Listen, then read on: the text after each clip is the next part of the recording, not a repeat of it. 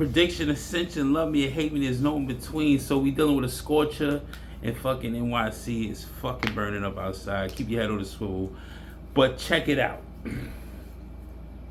The craziest news that they've been broadcasting. I'm not late. I just wait for the story to come down in detail. You got a YN running around with his moms, which is a deputy commissioner for the Mount Vernon police. Yes, she's police. But he was running around getting sturdy in the Bronx. He had a sound view arrest, gun possession, got shot by the cops. He's part of the slutty gang. Yes, do your research. This little bastard is part of the slutty gang. He's only 21, 22. 21, 22, 23. His mom's Deputy Commissioner Lacker, she's a high-ranking official in Mount Vernon Police. Black woman, obviously, ruined her life. But Brian Lacker is the father of this YN little Lacker, and he's married to Deputy Commissioner Lacker. Can't remember her full name. So you telling me this is how Kevin Samuels was correct about everything. Black woman can't leave the fuckery alone. They love the drama. They love the bad boys. All women love the bad boys. That's why they always got the thing saying nice guys always finish last. The nerds finish last or whatever, right? She is basically nice house in Mount Vernon. This kid comes from privilege. He come from privilege so much, his moms was out there getting sturdy with him. Basically doing drills with the nigga for the slutty gang. And he was going against, and I think he shot a kid on the bus in the chest. That's what's making it so crazy, because he was out. And it's like your moms didn't know about this, because certain divisions of police, because NYPD talk, Mount Vernon, Yonkers PD, Suffolk, Nassau, they all talk to each other. There's no way you didn't know about his arrest. How was he out from attempted murder from trying to shoot a Mac baller on a bus in the Bronx? He's out, no bail, nothing. Then turn around, pulls a gun out on the cops in Soundview. They pop him twice in the leg. Boom. Turn around. He looking for an op while you driving the car, and the father, Brian Lackett.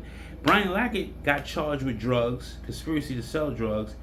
He served 52 months on one federal charge. Then another charge, they was coming after him. Brian Lacker, the father and the husband of Miss Lacker, the commissioner, he's nowhere to be found. Apparently he was in a car too. So if they go deeper into this situation, no Epstein, they will find out she was probably moving drugs or laundering money. There's no way you dealing with a dude, your ex-husband, your soon-to-be ex-husband. Matter of fact, you're all jailbirds together now. You are a deputy commissioner and you married this guy and didn't know about his background. And I'm surprised they let you get this far up in ranking, and he has a background. He's your husband. He has to be around these cops. This implicates everybody in this fucking precinct. But check out the clip. This is fucking insane. You out here getting sturdy doing drills with this little nigga and your husband, and you making 6 figures, 2-family home in Mount Vernon, the good side of Mount Vernon. You ain't in no bullshit side of Mount Vernon. You on the good side of Mount Vernon. Not the 12th Ave and the 13th Ave over here by White Plains Road. This shitty town. You in the good parts of Mount Vernon, where you can't be black driving around at a certain time of night. You understand what I'm saying? What the fuck is going on? How do you ruin your life like this? This is crazy. They basically said she drove the car while he let off shots on the concourse. This happened recently, like last year. They said it happened June 2026. I remember it was another shooting last year, June 2025, but maybe they got the dates wrong or something like that, because it was another shooting in front of the courthouse. I thought it was a year ago. They told me it happened just a few months back, June of 2026, but it had to have been wrong dates. I usually keep up with the current events like that. But the factor is, you were supposed to drive this nigga straight to the precinct. If you wanted to get this little nigga some help, and save your career, you like, yo, give me the gun, son, to stand third. You were supposed to say, yo, put these handcuffs on. I'm taking you to the station. Take them right to the courthouse. You can have them rain right there. Crimes committed in the Bronx. Go right up to the fucking 10th floor to see the DA. Like, you drove off with the nigga to Mount Vernon and hit the gun. Now you indicted. And in Mount Vernon, they let you go. Your pension's done. You're a fool. How do you ruin your life over YNs and you was dating a fucking older OG nigga that was selling drugs and doing time? Black women ruin their fucking lives. These fucking fake ride or die bitches. There's 2 white girls running around here right now. These 2 niggas getting tased and all that shit, and they ruin their lives too, fighting the cops for this. The black exhaustion is black fatigue, black exhaustion, whatever. It is excruciating.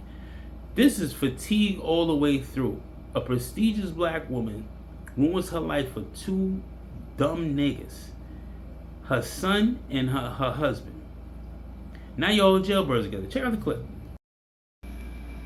Now to the arrest of a former Mount Vernon police official accused in a drive-by shooting with her family. And it is raising questions within the law enforcement community. How was one of the department's top leaders vetted? Investigative reporter Masa Saidi was in court as Jennifer Lackard's son was arraigned. He's facing up to 25 years. He faces charges prosecutors say could send him to prison for decades. According to the Bronx DA, the 20-year-old opened fire outside this very courthouse in June. Like his mom, Jennifer Lackard, Chase pleading not guilty to charges including attempted murder. The stunning allegations raising questions about how Lackard was vetted before becoming one of Mount Vernon PD's highest-ranking officials. We asked Mount Vernon police about the vetting process and are waiting to hear back. This defendant, our investigation has revealed, is a member of a gang as well. The NYPD says Jennifer's son Chase has had multiple contacts with police, surviving a shooting, later being arrested on a gun charge. And in another incident, police claim he pointed a gun at officers before they shot him. Tonight, Lackard's husband, James, is not in NYPD custody. Police say he was also in the getaway car with Jennifer. This 2012 federal indictment shows he had previously served 52 months on a drug conviction before later pleading guilty in another federal drug case. The couple's North Carolina nonprofit later shut down. Jennifer was not accused of wrongdoing, and the NYPD says she has no criminal history in the city. It begs the question as to, was this vetting process something that was successful? Former NYPD Lieutenant Darren Porcher was once vetted to be Mount Vernon's police commissioner. He says officers have a duty to discourage criminal behavior even within their own families. Absolute last thing is to not act in concert when you have a family member that's looking to commit a felony. Another former law enforcement official tells me the legal history of this family should have raised flags. How did Lackard not know about her son's prior contact with police? The former official says it's a question of judgment. And the Bronx, I'm Masa Saidi, CBS News. There's no real vetting process to it. They keep saying vetting. They vetted her, of course they did. But the real issue was she's a DEI hire. DEI. See, Mike Spano runs Yonkers. He don't play that shit. Mount Vernon, I don't know who the fuck is the mayor over there, but most likely is a fucking DEI hire as well. Same thing with the fucking Madani running the 5 boroughs. So that's why the city looks like it's a shit show even more. Eric Adams upheld the city even though we got overran by fucking migrants, but I digress. She's a fucking DEI hire. She fits the description. So Mount Vernon don't want no beef. Cool. She's not top cop, but she's second to top cop. It covers all bases. So we don't look like we're discriminating against blacks, morbidly obese women,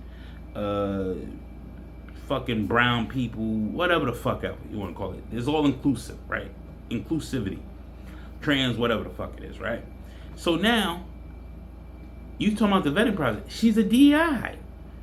Y'all seen the fucking background. Her husband, she has to put on potential forms, all these forms and background checks. They do background checks on the family too. When you become what a criminal you associated with. Because we know you know a felon. NYPD asked that too. So it's confusing that they let her through. No, it's not confusing. She's a fucking DEI hire. They had to let her through. She's the most potential candidate that had some type of intellect. That thought maybe a little logical, but rolled the wave of affirmative action. Affirmative action became DEI. This is what it is. But, excuse me, you ruined your fucking life. Your pension's gone. You going to jail. Your son doing 25, easy. Because they're going to say, you shot a kid on, attempted murder on a bus, shot at somebody in front of the courthouse, gun possession, and the cop shot at you because you waved the gun at them, nigga, you going to jail. He looking at 20 easy. He want to be this is what these niggas gonna be, ankle grabbers. If you've been to jail and you out now, there's no way you trying to go back in unless you got a fucking boyfriend in there. And niggas think these niggas is glorifying jail. There's nothing. Look at YG. Drakeo, they said this nigga, he's being held right now. Draco's dead. Drakeo the Rule, I think, he's dead. They got YG on camera. This nigga's on camera stabbing this nigga. Like Antonio Brown was on camera dumping at it. He got indicted. Why do you think AB's not talking crazy? These niggas don't understand. You crashing out at the wrong moments, and you going to be an ankle grabber. You gonna be taking pictures, nigga, with the homies, throwing up Mac Bowler, Slutty Gang, throwing up all the bullshit signs with fucking ramen on your feet, by your feet, Kool-Aid packets, honey buns. You got Cheetos, all that unhealthy shit they giving you in commissary. Because don't get me wrong, you need that shit because the prison diet, that shit keep you lean. Nigga. There's no fat in the prison diet. It's bland food all the way through. It is what it is. So you need them Cheetos to sustain yourself. And the more you work out, you ain't smoking and drinking, you burn all that shit off. Those are good carbs. They're bad carbs, but they're good carbs. Long term, bad. But that time period, you're going to need them. But the factor is, that's what you're going to be doing, nigga. Taking pictures with Cheetos, ramens, rice bags, Kool-Aid packets. You probably going to get a legal cell phone in there to keep up an Instagram account for what? This is crazy. That's to be an ankle grabber or booty bandit and find a nigga named Fleece Johnson there. This is insane. If you ain't worried about the COs, you worry about the COs. That's a less of a job. They're gonna have androids in there watching niggas.